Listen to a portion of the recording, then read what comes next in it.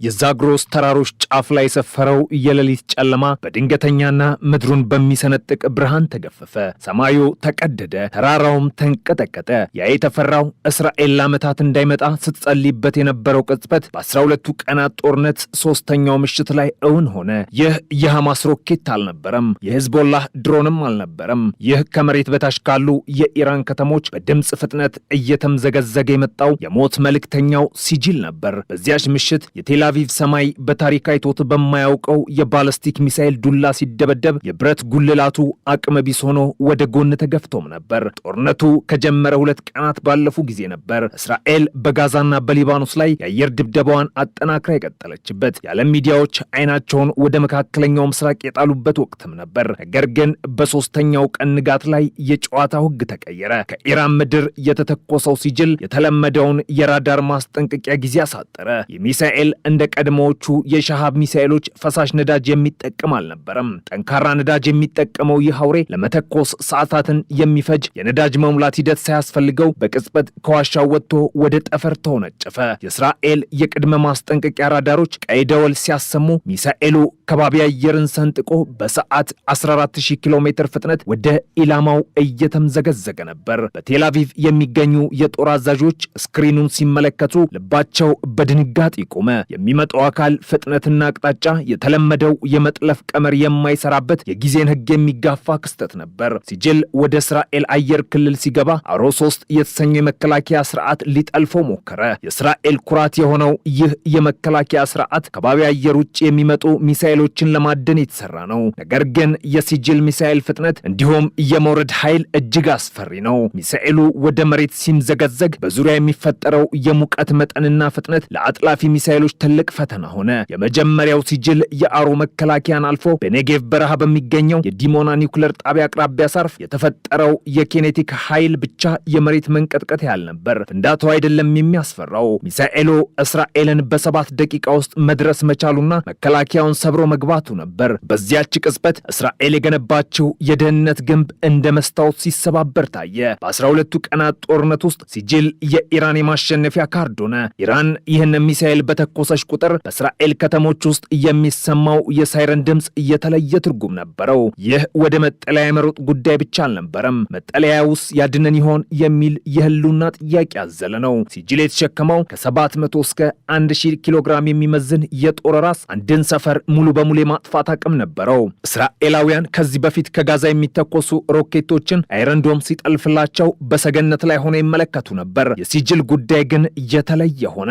ሰማዩን የሚቀደው ድምፅና የምድሩ መንቀጥቀጥ ህዝቡን በፍርሃት ጠፍሮ ያዘው። ይህ ሚሳኤል ለምን ይህን ያህል አስፈሪ ሆነ? መልሱ በቴክኖሎጂው ውስብስብነት ውስጥ ይገኛል። ሲጅል የሚለው ስም በራሱ በቅዱሳት መጽሐፍት ውስጥ እንደተጠቀሰው በአብራር ሰራዊት ላይ የዘነበውን የቅጣት ድንጋይ ያመላክታል። ልክ እንደ ስሙ ሚሳኤሉ ሲወርድ ምህረት የለውም። ባለ 2 ደረጃ ሞተር ያለው ሲሆን ሁለቱም ሞተሮች ጠንካራ ነዳጅ ይጠቀማሉ። ይህ ማለት ሚሳኤሉን አግድም አድርጎ ለማጓጓዝ ለመደበቅና በደቂቃዎች ውስጥ ለማስወንጨፍ ያስችላል። ለዓመታት የእስራኤልና የአሜሪካ ሳተላይቶች የኢራኖችንና የአየር ማረፊያዎችን መቱ።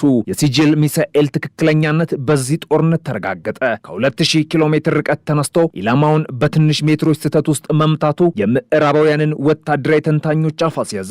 ሲጅል ወደ ከባቢ አየር ሲመለስ የሚኖረው ፍጥነት ማክ 12 አካባቢ ነው። ይህ ማለት የድምፅን ፍጥነት 12 እጥፍ እንደማለት ነው። በዚህ ፍጥነት የሚጓዝን ነገር ለመምታት እጅግ የረቀቀ ስሌት ያስፈልጋል። እስራኤል ያላት የአሮ ስርዓት ውጤታማ ቢሆንም የሲጅል ብዛትና ፍጥነት ስርዓቱን አድክሞት ነበር። ሚሳኤሉ ወደ መሬት ሲቃረብ በሚፈጥረው ፍጥነት የተነሳ በአየር ላይ የሚፈጠረው ሰበቃ በሚሳኤሉ ዙሪያ የፕላዝማ ደመና ይፈጥራል። ይህ ፕላዝማ ራዳሮች ሚሳኤሉን በትክክል እንዳያዩት ወይም እንዳይለዩት እንቅፋት ይፈጥራል። ይህ የተፈጥሮ ባህሪው ሲጅልን ይበልጥ ገዳይ ያደረገው። የ12 ቀናት ጦርነት እስራኤል በሲጅል ሚሳኤል ፊት ያላትን ተጋላጭነት ያጋለጠ መራራ ክስተት ነበር። በቴል አቪቭ የሚገኙ የጦር ስትራቴጂስቶች ስትራቴጂካዊ ጥልቀት እንደሌላቸው በግልጽ ተረዱ። ኢራን ድንበር ሳትሻገር 2000 ኪሎ ሜትር ርቀት ላይ ሆና እስራኤልን ማዳከም እንደምትችል አረጋገጠች። እስራኤል የኒውክሌር አቅም እንዳላት ቢታመንም በሲቪል የተፈጠረው የኮንቬንሽናል ጦርነት ውድመት ግን የኒውክሌር አማራጭን ወደ ጠረጴዛው ሳያመጣ ሀገሪቱን አናጋት። ሲጅል ከፈሳሽ ነዳጅ ወደ ጠንካራ ነዳጅ የተደረገው ሽግግር እንዲሁም የማምለጥ ፍጥነቱ ለወደፊቱ የመካከለኛው ምስራቅ ጦርነት አዲስ መስፈርት አስቀመጠ።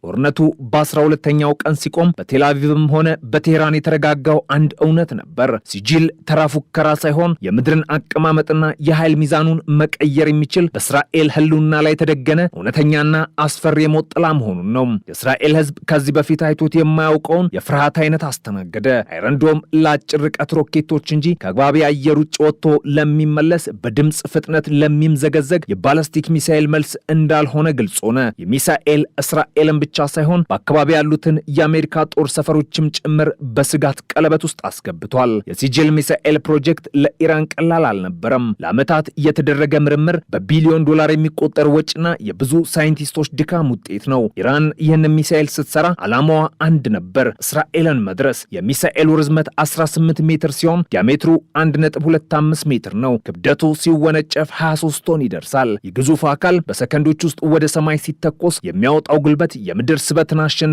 ጠፈርን ዳሶ ተመልሶ መጥቶ ኢላማውን ሲመታ የፊዚክስና የሂሳብ ቀመሮች በጥፋት አገልግሎት ላይ ሲውሉ የሚያሳየው አስፈሪ ውጤት ነው። በዚህ ጦርነት ወቅት የእስራኤል መንግስት ከፍተኛ ጣብቂኝ ውስጥ ገብቶ ነበር። ሲጅልን ለማጥፋት ኢራን ውስጥ ያሉትን ማስወንጨፊያዎች መምታት ነበረበት። ነገር ግን ኢራን ማስወንጨፊያዎቹን በተራሮች ስር ባሉ ዋሻዎች ውስጥ ደብቃቸዋለች። ተሽከርካሪዎቹ ወጥተው ተኩሰው ወዲያውን ወደ ዋሻው ይመለሳሉ። እስራኤል እነዚህን ተንቀሳቃሽ ኢላማዎች ለማደን የአየር ኃይሏን ብትልክም የርቀቱ ጉዳይና የኢራን የአየር መከላከያ ፈተና ሆኑባት። ሲጅል የተሰራው ለመተኮስ ብቻ ሳይሆን ከመተኮሱ በፊት ላለመመታትም ጭምር ታስቦ ነው።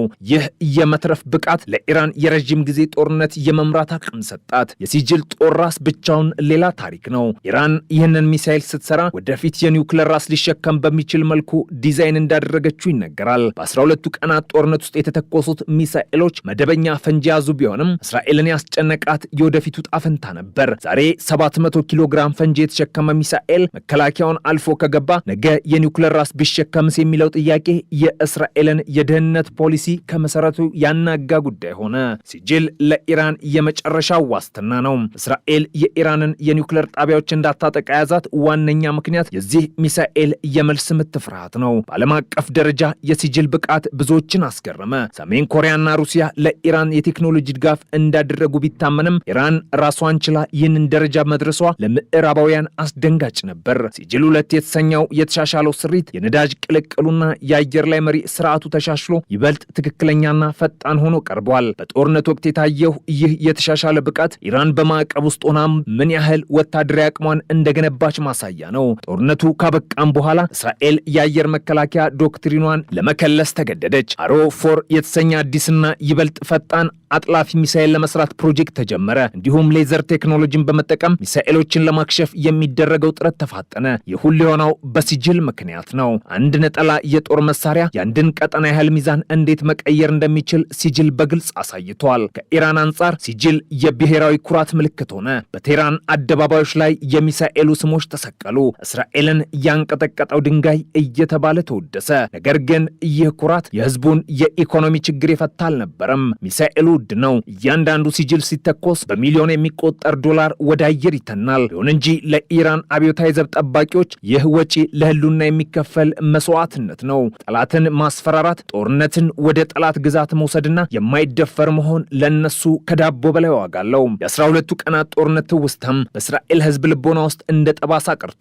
የሳይረን ድምፅ ሲሰማ የሚፈጠረው ድንጋጤ፣ ሰማይን ቀዶ የሚገባው እሳትና የምድር መንቀጥቀጥ ሲጅል የፈጠረው አዲስ እውነታ ነው። ዛሬም ቢሆን በዛግሮስ ተራሮች ስር ባሉ ዋሻዎች ውስጥ ሲጅል ሚሳኤሎች በጸጥታ ቆመው ቀጣዩን ትዕዛዝ ይጠብቃሉ። እስራኤልም በበኩሏ አይኖቿን ወደ ምስራቅ ተክላ ራዳሮቿን አሰርታ ያንን አስፈሪ ፍጥነት ለመጥለፍ እየተዘጋጀች ነው። በሁለቱ ሀገራት መካከል ያለው ሰላም በዚህ ሚሳኤል ጫፍ ላይ ተንጠልጥሏል። አንድ ስህተት፣ አንድ የተሳሳተ ትዕዛዝ ሲጅልን እንደገና ሊቀሰቅሰው ይችላል። ያኔ ደግሞ ጦርነቱ 12 ቀናት ብቻ ሳይሆን የመካከለኛው ምስራቅን የመጨረሻ ጣፈንታ የሚወስን ሊሆን ይችላል። በመጨረሻም ሲጅል የዘመናችን የቴክኖሎጂ ረቂቅና የሰው ልጅ የጥፋት ጥማቱ ውህደት ነው። የጠንካራ ነዳጅ ቴክኖሎጂው የፍጥነቱን መጠንና የመሸከም አቅሙ በዓለም ባላስቲክ ሚሳኤሎች ዝርዝር ውስጥ ግንባር ቀደም ያደርገዋል። እስራኤል ለደህንነቷ ስትል በቴክኖሎጂ የምታደርገው ሽቅድምድም ከኢራን የሚሳኤል ግስጋሴ ጋር ተዳምሮ ቀጠናውን በባሩድ በርሜል ላይ ያስቀምጦታል። ክብሪቱ ሲጅል ነው። ክብሪቱን የሚለኩሰው ማን ነው የሚለው ጥያቄ ብቻ